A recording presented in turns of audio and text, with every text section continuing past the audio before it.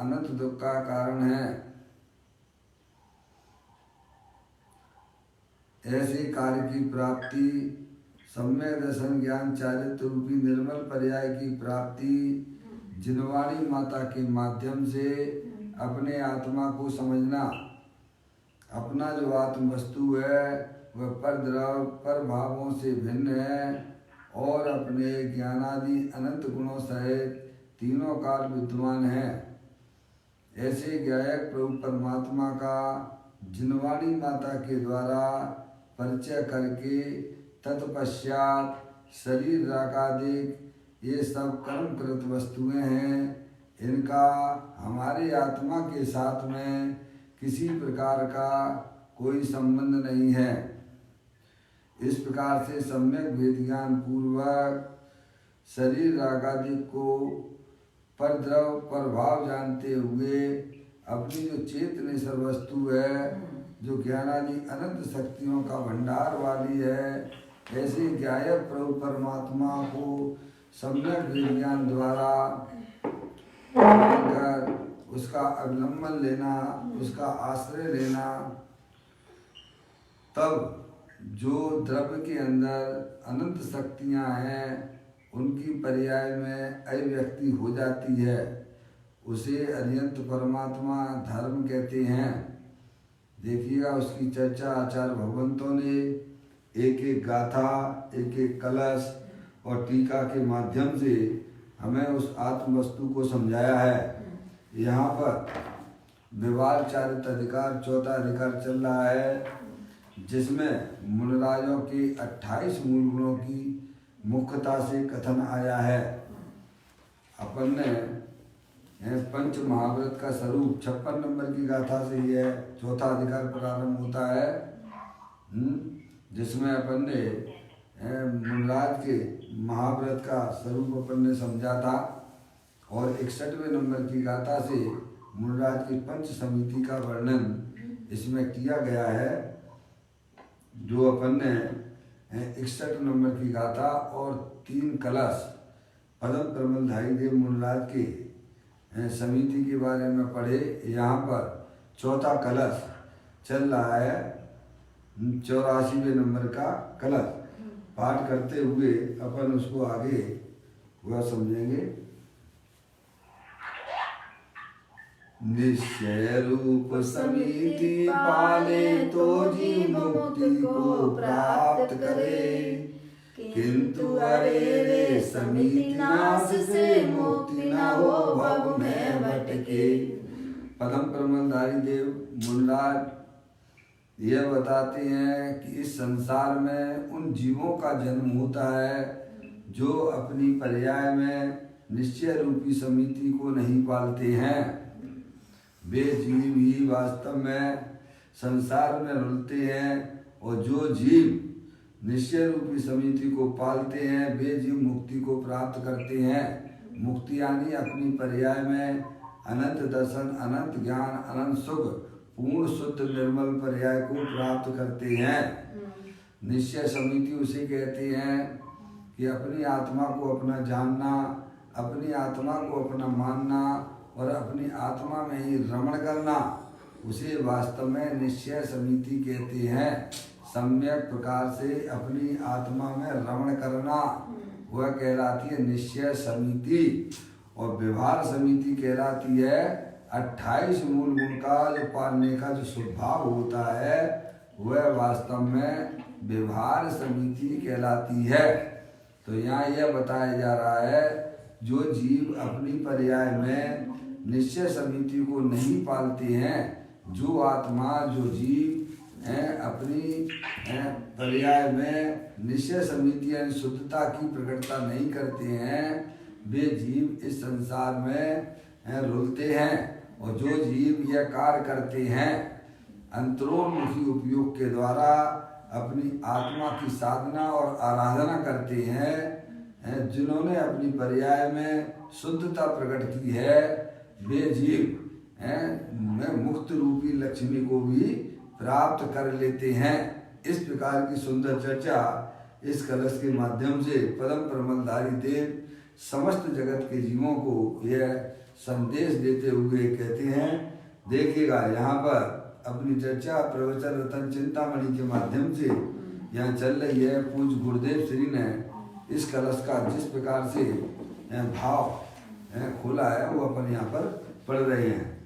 कल अपनी चर्चा यहाँ पर नित्यानंदी भोजी के बारे में बताई गई थी कि मुनिराज जो होते हैं निरंतर जो है नित्यानंद जो अपना आत्मा तीनों काल ज्ञान आनंद की मूर्ति है उसका वो भोग करते हैं। क्या कहा भैया?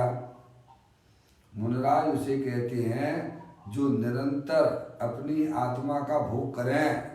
अपनी जो आत्म वस्तु है वह ज्ञानानंद मूर्ति है, अतीन्द्रिय आनंद का पिटारा है।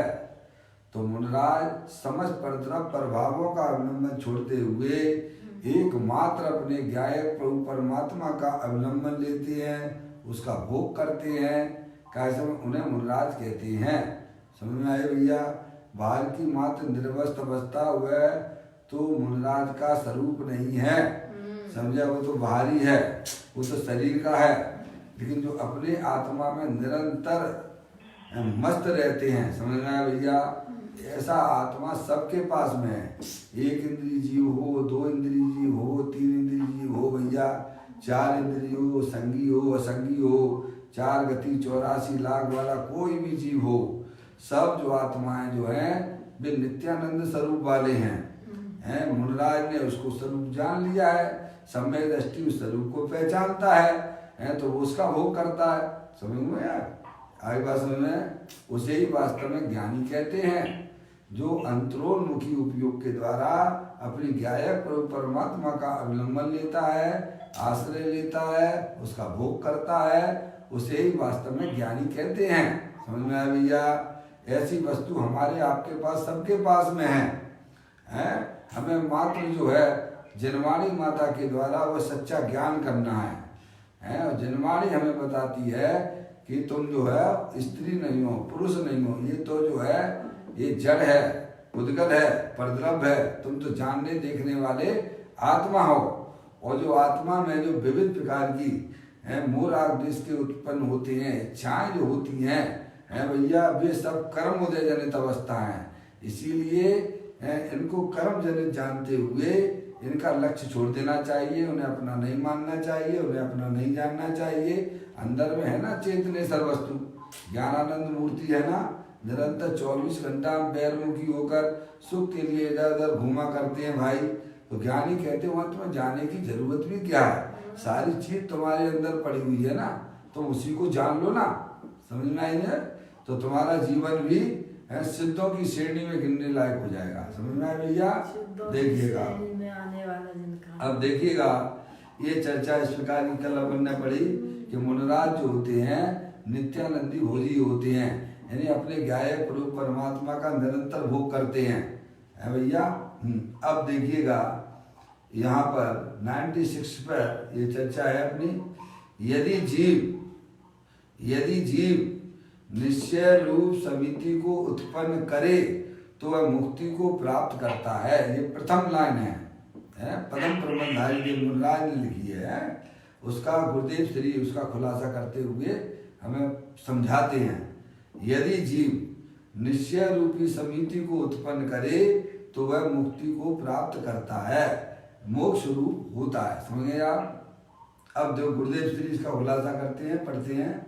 देखो निश्चय रूप समिति को उत्पन्न करता है, ऐसा कहकर पर्याय की बात हुई। किसकी बात आई है? द्रव और पर्याय। देखो द्रव और पर्याय के बिना जगत में कोई वस्तु नहीं है मौसी, ये तो हमें पक्का निर्णय हो जाना चाहिए कि द्रव और पर्याय के बिना कोई वस्तु होती नहीं है, चाहे वह जड़ हो अथवा चेतनेश्वर हो। क्या द्रव पर्याय स्वरूप एक वस्तु होती है? ऐसी जगत में जाति अपेक्षा 6 वस्तुएं हैं, जीव द्रव, उद्गत द्रव, धर्म द्रव, अधर्म द्रव, आकाश द्रव और काल द्रव, है नहीं? और अपन जानने देखने वाले हैं, इसमें तो कोई दिक्कत आने वाली बात ही नहीं है। जो चेतनेश्वर वस्तु है वो मैं हूँ।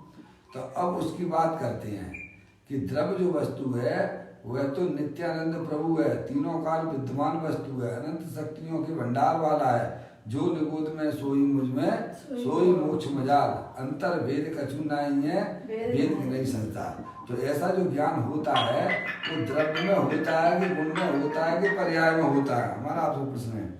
जो हम ये ज्ञान कर रहे हैं वो द्रव्य में हो रहा है कि पर्याय करती है ज्ञान? क्या भैया देखो, द्रव्य तो जो है वो तो निष्क्रिय तत्व है नहीं? सारा कार्य होता है पर्याय में होता है। समझ में आया भैया? क्या क्या कहा? द्रव्य और पर्याय जितना भी कार्य हो रहा है, भले ही वर्तमान में अज्ञान दशा में जो मूराग देश के परिणाम होती है वो द्रव्य में होती हैं कि पर्याय में होती हैं? पर्याय। बस इतनी सी बात, पर्याय में होती हैं। और आप जानते हो पर्याय की मुद्दत मात्र एक समय की होती है, परिवर्तनशील है। पर्याय कहते ही उसी हैं।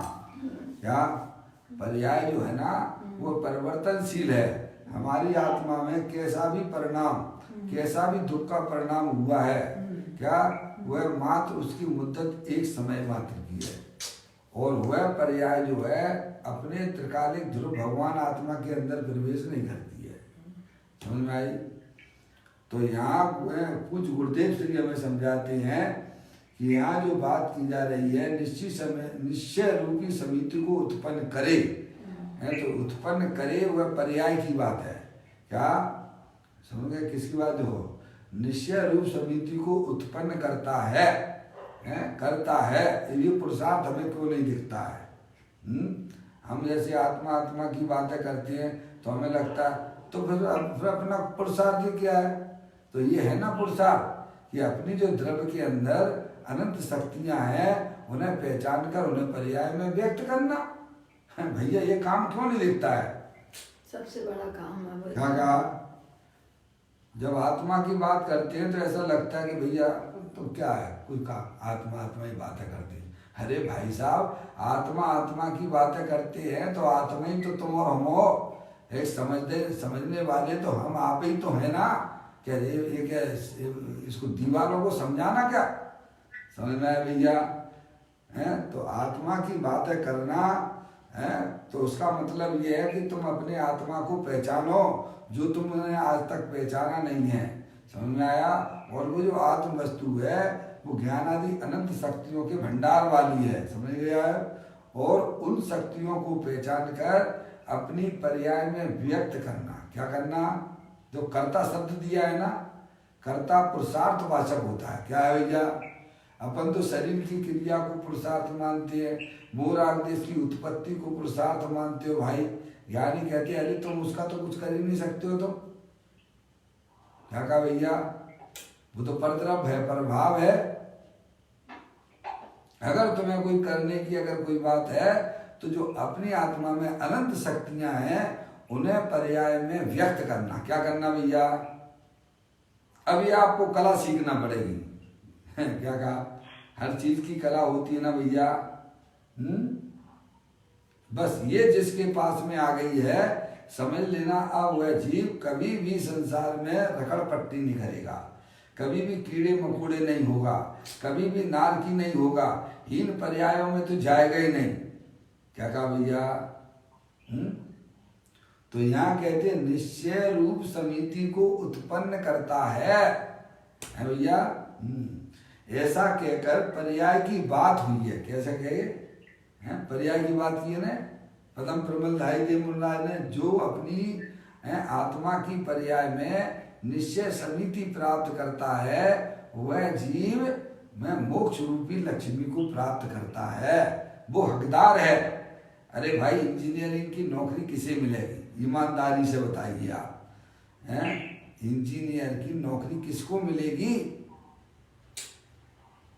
पप्पू भैया बस सीधी सी बात है, उसमें क्या उसमें ज्यादा दिमाग लगाना भैया है। जिसने इंजीनियरिंग की पढ़ाई की होगी वही तो इंजीनियर की नौकरी का पात्र होता है ना।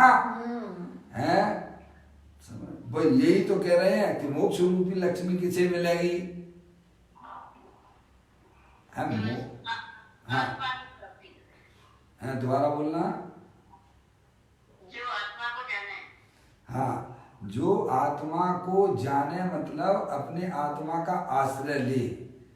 हाँ, आश्रय जो पर्याय आश्रय लेगी तो उस पर्याय में वो जो अनंत शक्तियां द्रव्य के अंदर विद्यमान थी ना, उनका पर्याय में अभिव्यक्ति हो जाती है। मौसी क्या हुआ है?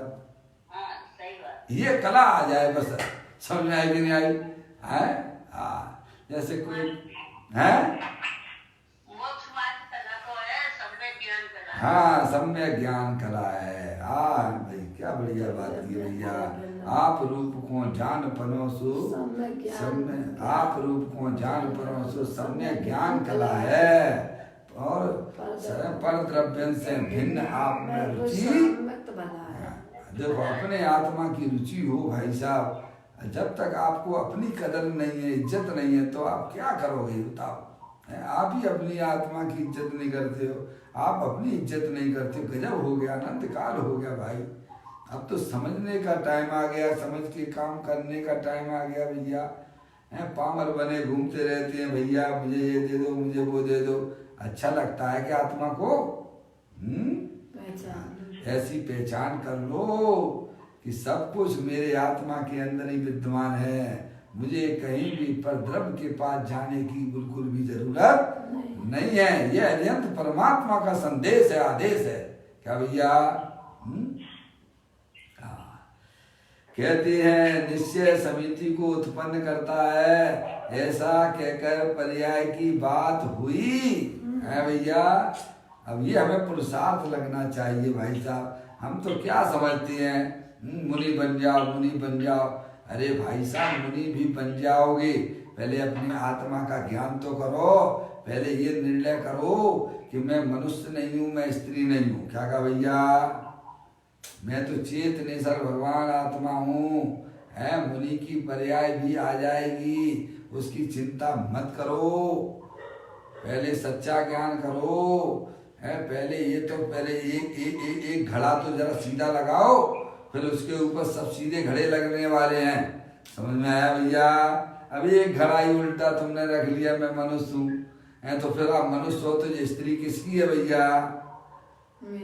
जो विवाह करके लाए हो पर वो किसकी है? वो मेरी ही तो है ना पंडित जी साहब, और किसकी है? और ये बच्चे, अरे कैसी बात है करते, जब स्त्री हमारी है तो बच्चे भी तो हमारे ही होंगे ना। अरे मूर्ख, तेरा तो भगवान आत्मा है जो अनंत शक्तियों के भंडार वाला है, वो ही तेरा परिवार है। तुझे खबर नहीं है भाई, तू शरीर को अपना मान के बैठ गया है। तू जाग, तेरे अंदर ऐसी चेतनेश्वर शक्ति पड़ी हुई है, अनंत शक्तियों के भंडार वाली है। तूने कभी उसको एक तरफ भी, एक बार भी तुझने कभी देखा नहीं है। एक बार तो उसकी तरफ नजर डाल ले तो तेरा जीवन पर्याय में निहाल हो जाएगा। समझ में आया भैया? निरंतर 24 घंटा अनादि काल से बैरमुखी हुआ, मुझे पानी से मेरा पेट भर जाएगा, मुझे खाने से पेट भर जाएगा, बस भिखारियों की तरह घूमा करता है भाई। तो चेतनेश्वर भगवान आत्मा है, ज्ञानानंद का पिंड है, उसका भोजी बन भैया। कहते हैं निश्चय रूपी समिति को उत्पन्न करता है, ऐसा कहकर पर्याय की बात हुई है। वस्तु तो पूर्ण समिति स्वरूप ही है। क्या कहा भैया? वस्तु तो पूर्ण समिति स्वरूप ही है, अपने सीमा में रहती है, वह कभी भी कैसा उसका उल्लंघन करती नहीं है। ऐसी चेतनेश्वर वस्तु है। समझ में आया? अपना भगवान आत्मा अनंत काल से शरीर संयोग में रहा, पर कभी भी एक समय के लिए वह शरीर रूप नहीं हुआ है। बराबर है भैया? ये बात हमें जमती है कि नहीं जमती है? नहीं जमती है तो उसको विचार करो, क्या मेरा भगवान आत्मा क्या एक समय के लिए भी परद्रव रूप हुआ है? क्या हुआ? अपनी सीमा को उल्लंघन किया है उसने आज तक? क्या नहीं किया है? वह अपनी सीमा में ही रहता है, अनादि अनंत रहता है। इतना बढ़िया अपना आत्मा है, एक समय के लिए भी भैया मोराग देश के परिणाम रूप भी नहीं हुआ है। भले ही हमारी आत्मा में कैसे भी दुख के परिणाम रहे हो, मेरा भगवान आत्मा अपनी सीमा में रहता है। है, अपने चतुष्टय में रहता है, ज्ञानानंद मूर्ति है, अतीन्द्रिय आनंद का पिटारा है। समझ में आया भैया? ऐसे भगवान आत्मा को भैया जानने का पुरुषार्थ करना, ऐसे अपने भगवान आत्मा का अवलंबन लेना, आश्रय लेना। उससे क्या हो जाएगा भगवान? अरे उससे वो हो जाएगा कि तेरे आत्मा में जो अनंत शक्तियां थी उनकी पर्याय में अभिव्यक्ति हो जाता है और तेरा जीवन पर्याय में आनंदमय हो जाता है। क्या क्या हो जाता है, समझ में आया? बैरमुखी होकर भैया दूसरों की तरफ देखता रहता है भैया मेरा टाइम पास नहीं हो रहा है। बैरमुखी मत हो, अंतरोन्मुखी होगा तो तुझे तेरा भगवान आत्मा के दर्शन होंगे। मात्र भगवान आत्मा के दर्शन नहीं होंगे, अनंत सिद्ध परमात्माओं के दर्शन होते हैं। क्या भैया? अनंत अत्यंत परमात्मा के दर्शन होते हैं। और मुनराज अपने जीवन में क्या करते हैं यह भी तुझे खबर पड़ जाती है। क्या कहा भैया? ऐसा अद्भुत भगवान आत्मा है ये, है भैया। ऐसा उसका आश्रय लेना। तो यहाँ कहती है भगवान आत्मा जो वस्तु है वह पूर्ण समिति स्वरूप है। क्या भैया? समिति स्वरूप ही है, ही शब्द का उपयोग किया गया है। आनंद स्वरूप है। क्या है? मुनराज ने 3 चौकड़ी कसाय के अभाव पूर्वक पर्याय में अतीन्द्रिय आनंद प्रकट किया है। और वह अतीन्द्रिय आनंद कैसे प्रकट किया है? अरे वस्तु है ना अंदर में, है भैया। आप जो कहो भैया मीठा स्वाद तुम्हें कैसे आ गया? अरे मीठी वस्तु खाई है ना उन्होंने भैया, ऐसा में तो मीठे का स्वाद आता है। हर चीज का जब आप जिह्वा पर रखते हो तो उसका स्वाद आता हुआ दिखाई देता है भैया। ऐसे ही अंतरोन्मुखी उपयोग हो और चैतन्य वस्तु का आनंद ना आए, ये 3 काल में संभव नहीं हो सकता है। समझ आए भैया? पूर्ण निराकुलता स्वरूप वाली वस्तु है। पप्पू भैया, पप्पू भैया लाइन पर है। दौल समचित सयाने काल प्रथा मत खूबे, यह नर भव फिर मिलन कठिन है जो सम्यक नहीं होवे। अरे अपने आत्मा का भोग करो, वैर मुक्ता छोड़ो, अंतरोन मुक्ता हो, है भैया। नहीं ये समय तो जा ही रहा है भैया। इतने मर गए, जी मर गए, वो मर गए भैया, है क्योंकि बाहर तो भैया कोरोना वायरस घूम रहा है। कब धस लेगा तुम्हें कुछ पता भी नहीं पड़ेगा। समझ में आया भैया? इसीलिए हर समय सावधान होने की बात है। क्या भैया? कहते हैं ऐसा कहकर पर्याय की बात हुई, वस्तु तो पूर्ण समिति स्वरूप है ही। अशोक भैया ऐसी बात है भैया, सबसे छोड़ दो, दुनिया जाए भाड़ में, मुझे तो बस अपने आत्मा को पहचानना है और बस आत्मा का ही आश्रय लेना है। एक अपना बस जीवन में एक लक्ष्य बनाना, दूसरा कुछ नहीं सोचना। क्या भैया? है जिसके जीवन में ऐसा संकल्प होता है वह अवश्य अपनी आत्मा को प्राप्त करता है भैया। और पर्याय में अनंत शक्तियों को भी पर्याय में व्यक्त करता है। अब उस जीव का कभी भी जन्म मरण नहीं हो सकता है। अब तो वो निरंतर अपनी आत्मा में आनंद में रहता है भैया। जो जन्म मरण करने का कारण था वह उसने छोड़ दिया। क्या कर दिया भैया? जो आत्मा की पर्याय में पर के लक्ष्य से पर को अपना जानने वाली जो पर्याय उत्पन्न होती थी, जब वह पर्याय ही चली गई तो वह आत्मा का क्यों भैया जन्म होगा भैया? है भैया? समझ में आया भैया? अरे जिसने अपने घर में उजाला कर लिया है अब उसके यहाँ अंधकार क्यों आएगा? आएगा क्या? है भैया। ऐसे ही जो पर्याय अपने आत्मा में जागृत हो चुकी है, मैं तो चेतन सर भगवान आत्मा हूँ, अब उसकी पर्याय में मोरा देश रूपी अंधकारों की कोई व्यवस्था अब वहाँ उपलब्ध ही नहीं मिलेगी। जब वो चीज वहाँ उपलब्ध नहीं है तो उसका क्यों जन्म मरण होगा भैया? क्यों संसार में रखड़पट्टी करेगा? है भैया? कहते हैं निश्चय रूप समिति को उत्पन्न करता है। ये परम प्रबल ढाई देव मुनिराज की मूल रालियों का अपन स्वाध्याय यहाँ कर रहे हैं भैया। ऐसा कहकर पर्याय की बात हुई है। वस्तु तो पूर्ण समिति स्वरूप है ही, आपको कहीं से लाना थोड़ा हूँ भैया, है आप स्वयं हो। परंतु अब यदि देखो गुरुदेव श्री जी भी कहते हैं परंतु है दो बातें बताई।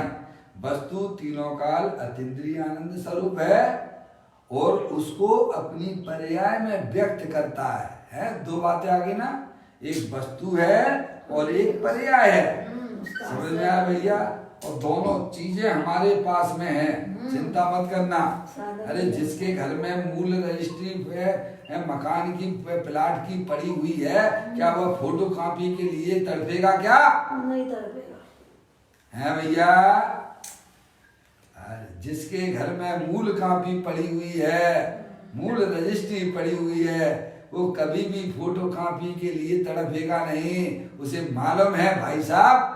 ऐसे ही भैया ज्ञानी के बताते हैं हमें, तेरा भगवान आत्मा तो अतीन्द्रिय आनंद स्वरूप है ही। तू एक बार, बस एक बार तू अपनी नजर उधर फेंक दे। क्या कहते भैया? एक बार अपने में आ जा। ऐसी चेतने सब वस्तु दे देवल में विराजमान है। तू शरीर को मत देख, ये पर्याय में होने वाले रागादिक परिणामों को भी तू मत देख। मैं तो चेतने सर भगवान आत्मा हूँ। ज्ञान से ज्ञान में ज्ञान ही हो, कल्पना का एकदम विलय हो, भ्रांति का नाश हो, शांति का वास हो, ब्रह्म प्यारे तेरी भक्ति में क्षण जाए सारे। मेरे शाश्वत शरण सत तारण तरण ब्रह्म प्यारे तेरी भक्ति में क्षण जाए सारे। बोलो ऐसी भक्ति करने के लिए तुम्हें कौन रोक सकता है? कोई नहीं रोक सकता है भैया। मंदिर में तो तुम्हारी रोक लग गई है, समझ में आया? लेकिन तुझे अपनी भक्ति करने के लिए कौन रोक सकता है? किसमें ताकत है जो आपकी भक्ति को रोक सके, प्रभु के दर्शन करने को रोक सके? है भैया। ये सब काम होता है अंतरोन्मुखी उपयोग के द्वारा। समझ में आया भैया? देखो यहाँ कहते हैं परंतु, अब कहते परंतु यदि, अब यदि अंतर्मुख होकर, क्या कहते हैं?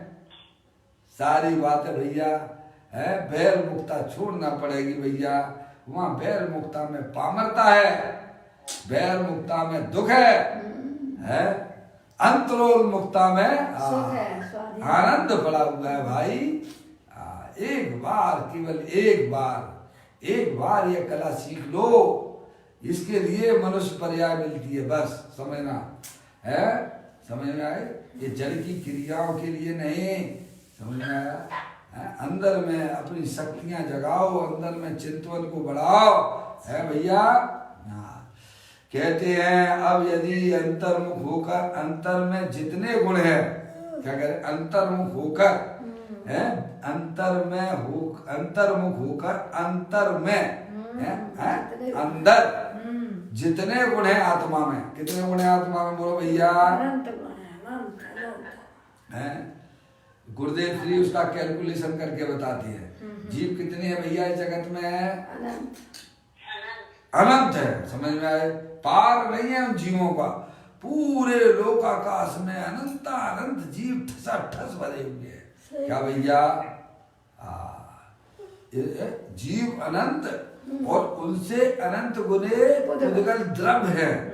क्या भैया? उनसे अनंत गुणे, अनंत जीवों से अनंत गुणे। देखो एक जीव द्रव्य है, एक है चींटी है, और चींटी का जो शरीर है वो कितने द्रव्य उसमें हो गया? पुद्गल द्रव्य अनंत। एक जीव द्रव्य के संयोग में जो शरीर है वो अनंत है। अब आप समझ लीजिए, आप है एक शरीर जो भी है जीव का, है उस वो अनंत द्रव्य वाला है। और ऐसे कितने जीव हैं? अनंत जीव है, अनंत जीव है और अनंत अनंत पुद्गल द्रव्य है भैया। और उससे अनंत 3 काल के समय है भैया। कितना समय निकल गया बोलो है? 3 काल के समय कहती है। उससे भी अनंत गुणे, पुद्गल से भी अनंत गुणे 3 काल के समय है भैया। और उससे भी अनंत गुना आकाश का प्रदेश है। कितना है आकाश भैया? है भैया अनंत अनंत। हाँ बोलो है कितना आकाश है? ये ऊपर वाले आकाश की बात नहीं कर रहे भैया, अरूपी द्रव्य है आकाश है भैया। लोक में और अलोक आकाश में एक अखंड व्याप्त है क्या भैया? उसके कितने प्रदेश कि कहते 3 काल के समय से भी अनंत आकाश है भैया। आकाश के प्रदेश हैं। और उससे भी अनंत गुणे एक जीव द्रव्य में इतने गुण है। कितने गुण है भैया? और उसका मालिक कौन है भैया? मैं स्वयं। इतना भैया पावर आना चाहिए ना भैया। तेरी एक फैक्ट्री खुल जाती है तो तू ऐसा गली चौड़ी है, गली सकड़ी दिखने लगती है और तू चौड़ा दिखने लगता है कि मेरे पास में अपनी किसी को आगे गिनता भी नहीं है भैया। कोई पैसे लेने आ रहे, चल चल भाग यहाँ से है। समझ में आया भैया क्या कह रहे पप्पू भैया? ऐसा अनंत अनंत गुणों का मालिक है तू है भैया। भूल गए हो? गुरुदेव ज्ञानी हमें समझाते हैं, आचार्य भगवंत हमें समझाते हैं भैया तू अनंत गुणों का स्वामी है। तू अपने आप को ऐसा क्यों नहीं जानता, क्यों नहीं मानता है? ये ओरिजिनल बातें हैं, इसमें किसी प्रकार की मिलावट नहीं चलती है भैया। ऐसी बात करती है, कहती है परंतु अब यदि अंतर्मुख होकर बस अंतर में जितने गुण हैं उन सबको शक्ति पने में से पर्याय में व्यक्त प्रकट दशा रूप करे तो वह भीतराग परिणति में निश्चय समिति है। आगे समझ आप है भैया। इसको कहते हैं निश्चय समिति। जब यह आत्मा अपनी सच्ची समझ कर लेता है कि मैं चेतने भगवान आत्मा हूँ, शरीर नहीं हूँ, ये रागादिक तो क्षण भंगुर तत्व है, ये मेरे आत्मा के अंदर प्रवेश नहीं करते हैं। ऐसी अनंत शक्तियों के भंडार वाला मैं भगवान आत्मा हूँ। जब यह जीव की पर्याय में सच्चा ज्ञान होता है तब उसकी पर्याय बैर मुक्ता छोड़ती हुई अंतरोन्मुख हो जाती है। फिर अंतरोन्मुख जहाँ हुई तो जो द्रव्य के अंदर अनंत शक्तियां थी उनकी प्रकटता पर्याय में हो जाती है। उसे निश्चय समिति कहते हैं भाई है भैया। जो शुद्ध जाने आत्म को वह शुद्धता को प्राप्त करे। भैया हमें सम्यक दर्शन हुआ है कि नहीं हुआ? अरे तू ऐसी बातें करता है, सम्यक दर्शन हो तुझे पता ना पड़े है भैया? ऐसा कभी नहीं होता है। सम्यक दर्शन कहते ही उसे है, अंतरोन्मुक्ता को कहते हैं। सम्यक दर्शन कहते ही उसे है जो पर्याय अपने त्रिकालिक ध्रुव भगवान आत्मा का आश्रय लेती है। क्या भैया? उसी का नाम सम्यक दर्शन है भैया। उसी का नाम सम्यक ज्ञान है।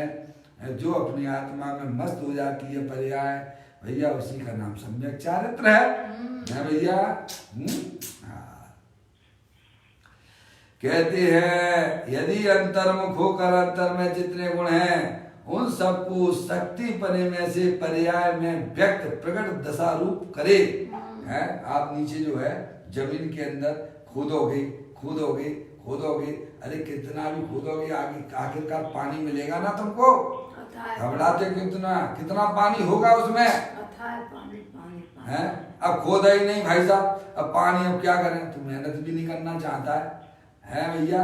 जहां पर बैठा है तुझे प्यास से मरा जा रहा है, कम से कम थोड़ी मेहनत तो कर। क्या भैया इतनी तो करना पड़ेगी ना, करना पड़ेगी भैया। एक ही बार कुआं खोदना है कि बार बार खोदना पड़ेगा तुम्हें? एक ही बार खोदना है भैया। लेकिन आत्मा में तो इतनी मेहनत भी नहीं करना है, ध्यान रखिए है भैया। वहाँ खोदने में तो तुझे तकलीफ होती है, और यहाँ तो भैया आनंद ही आनंद होता है। जो पर्याय में तकलीफ हो रही थी वो तकलीफ दूर हो जाती है। क्या कहा भैया? स्वीकार करने मम्मी, हाँ ऐसी बात है भैया। एक बार समझ लो भैया अपनी आत्मा को भैया, हैं? कहते हैं उन सबको शक्ति पने में से, हैं? अरे तिली में से तो तेल निकलेगा, किसमें से निकलेगा तेल? जिसमें होगा है भैया, है घी, मौसी घी निकालती हो ना आप? अठपेरा घी निकालती हो ना? है काय में से निकालती हो आप? दूध में से। है दूध में से तो निकलेगा, ऐसा तो नहीं किसी मिट्टी में से निकल आएगा घी, है भैया? दूध जो जिसमें है उसी में से तो निकलेगा, है? ऐसी अपनी आत्मा पूर्ण निराकुलता स्वरूप वाली है, पूर्ण शांति का भंडार है भैया। है तो उसके पास जाओगे ना भैया तभी मिलेगा ना। हम तो स्पर्श इंद्री के पास भोगने के लिए चले जाते मूर्ख हैं भैया। रसना इंद्री से कुछ मिल जाए, कल क्या भोजन बनाओगे भैया? रात भर सोचते रहते हो, हैं? और सुबह का ऐसा उठते तो सुबह तुम हो गए तो अच्छी बात है भैया, तो भोग करोगे बनाओगे, है भैया, है? और फिर परिणाम बदल गया, नहीं आज तो अपन ये बनाते हैं, तो रात भर सोचता रहा, उसका क्या हुआ? जो होना है वो होता है। ऐसा केवली परमात्मा ने कहा तेरा सोचा हुआ बिल्कुल कुछ भी नहीं होता है भैया। और तेरा सोचा हुआ अगर हो जाए तो उस समय ये समझना कि वो तेरा पुण्य का उदय ही समझना, जो तेरी इच्छा के अनुसार हो गया है। समझ में आया? लेकिन उससे हमारी आत्मा को क्या लेना देना है भाई? समझ में आया भैया? निरंतर 24 घंटा सुख के लिए भैया इतने रुपया पैसा कमा लो और ये कर लेंगे वो कर लेंगे, है? अब सब धरा रह गया ना, है? बोलो सही बात है। अगर अपन ने जीवन में थोड़ा सा अपने आत्मा का परिचय करते तो आज मैं ये अकेलापन काटने के लिए नहीं दौड़ता। सही बात है भैया? पहले से थोड़ी तैयारी तो करो, ये शरीर तो छूटेगा ही छूटेगा। पहले से ज्ञान कर लो शरीर में नहीं हूँ, मैं तो चेतनेश्वर भगवान आत्मा हूँ। समझ में आए भैया? कहते हैं उन सबको शक्ति पने में से पर्याय में व्यक्त प्रकट दशा रूप करे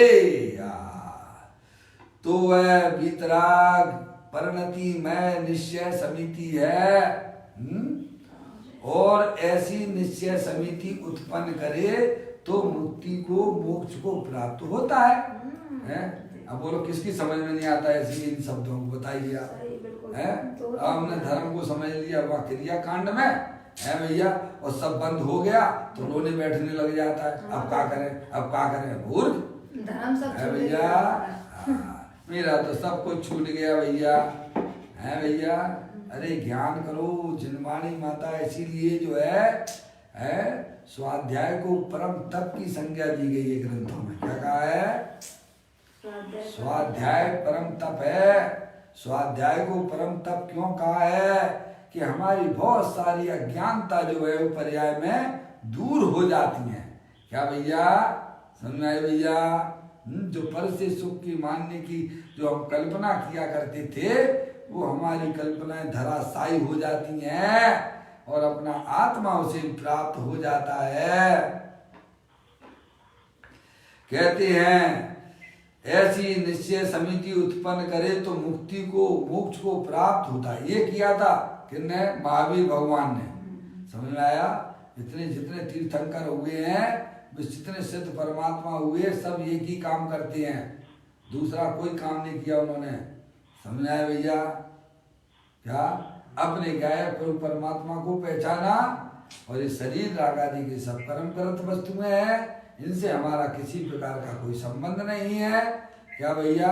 और पर्याय में संसार अवस्था में जब तक पर्याय अपने गायक परमात्मा में पूर्ण रूप से लीन नहीं होती है तब तक उन पर्यायों को हे रूप से जानते हैं। क्या कहा? जो पर्याय आत्मा में ज्ञानी जीव की पर्याय में राग रह गया है उसे वे हे रूप से जानते हैं, ये मेरा स्वरूप नहीं है, और निरंतर मस्त रहते हैं। बोलो भैया।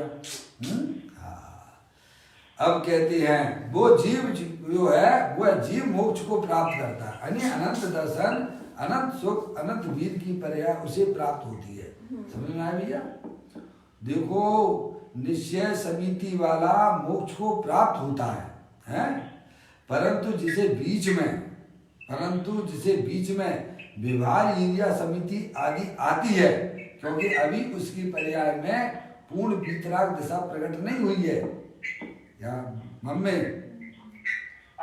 है मुनराज हैं, अभी उनकी पर्याय में राग विद्यमान है, संजुलन संबंधित राग है ना उनकी पर्याय में है, तो उसमें जो है व्यवहार समिति का कार्य चलता रहता है भैया।